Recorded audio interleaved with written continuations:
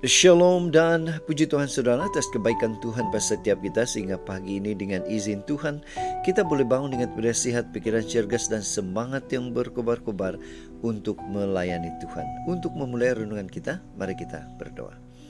Bapa Syurgawi, terima kasih atas kebaikan-Mu karena bersama dengan kami sementara kami mendengar dan mempelajari firman Tuhan.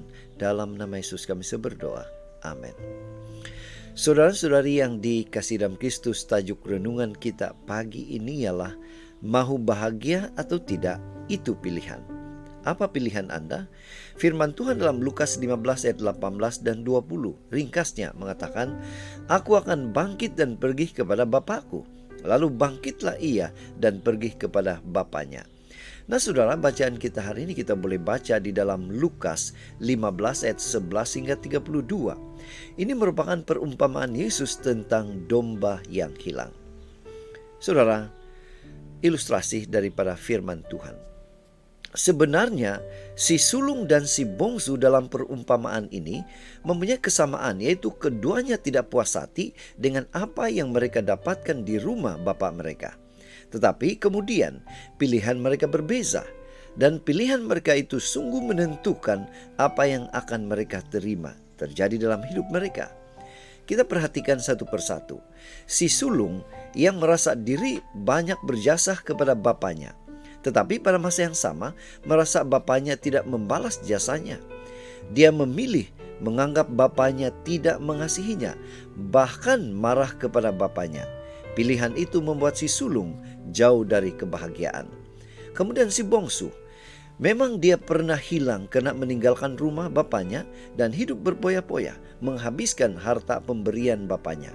Tetapi dia akhirnya menyadari bahwa kunci kebahagiaan adalah dekat dengan bapaknya. Dia mengambil pilihan yang terbaik. "Aku akan bangkit," katanya, "dan pergi kepada bapakku." Lalu dia pulang untuk merealisasikan pilihannya, dekat dengan bapaknya. Dan sungguh indah akhirnya dia menemukan kebahagiaan. Saudara, apa makna kisah ini untuk Anda dan saya? Tuhan menyediakan kebahagiaan, tetapi ternyata pilihan kita akan menentukan apakah kita berbahagia atau tidak. Seperti yang terjadi kepada si sulung, persepsi dan sikap kita terhadap hal-hal yang kita miliki dan kita alami ternyata menentukan apakah kita akan berbahagia atau tidak.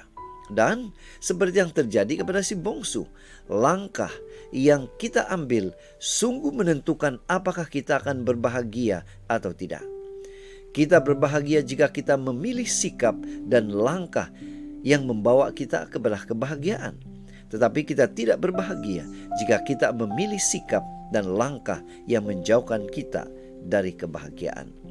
Itu sebabnya saudara, pada pagi ini mari kita ingatkan diri kita bahwa mau bahagia bersama Tuhan atau tidak, itu pilihan. Pilihan di tangan Anda. Inilah doa dan harapan kita saudara. Mari kita bersyukur, kita berterima kasih kepada Tuhan karena Dia baik.